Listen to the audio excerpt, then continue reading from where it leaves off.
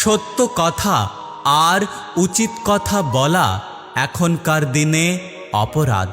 কারণ মানুষ সত্য জিনিসটা শুনতে চায় না, আর উচিত কথা সেটা সহ্য করতে পারে না। শরীরের সবথেকে বড় অংশ হৃদয়, যেখানে থাকার যোগ্যতা সব মানুষের থাকে না। কারো সম্পর্কে কেউ খারাপ কিছু বললে চট করে বিশ্বাস করবেন না, কারণ কিছু কিছু মানুষ আছে যারা ভালো সম্পর্কগুলোকে খারাপ করে দেয়, অনেক উল্টোপাল্টা কথা বলে।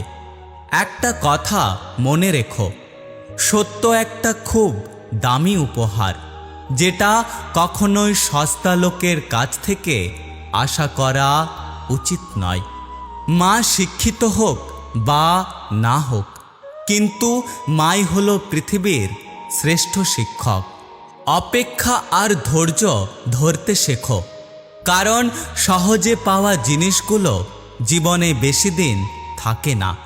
যেটার জন্য অপেক্ষা আর ধৈর্য ধরবে, সেটা পেতে দেরি হলেও সারা জীবন থাকবে। কোনো জিনিস হারিয়ে গেলে তবেই বোঝা যায় কিছু জিনিস অবহেলা নয়, বরং আগলে রাখতে হয়। জীবনে তো অনেকজনই আসে, কেউ আসে স্বার্থের জন্য, কেউ আসে সময় পার করার জন্য, কেউ আসে জীবনকে ধ্বংস করার জন্য, আবার কেউ আসে সারা জীবন আপন হয়ে থাকার জন্য।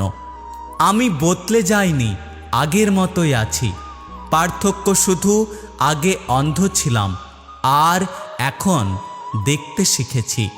প্রতিটা অপমানের প্রতিশোধ নিতে শেখো, নিজেকে তার চেয়ে বেশি উন্নত করে।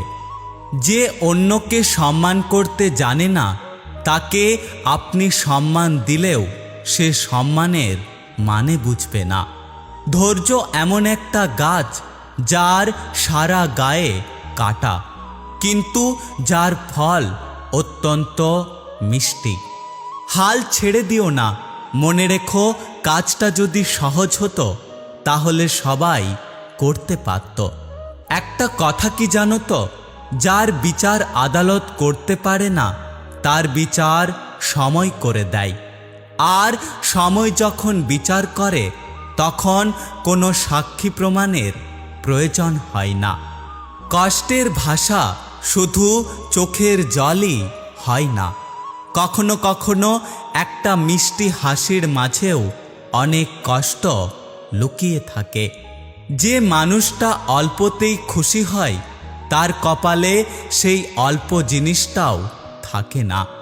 মানুষ চিনতে ভুল হলে দোষের কিছু নেই, কারণ অমানুষগুলো দেখতে অবিকল মানুষের মতো। অর্থ থাকলে পুরো দুনিয়া সাক্ষাৎকার নিতে চায়, আর না থাকলে আপনজনেরাও পরিচয় দিতে লজ্জা পায়।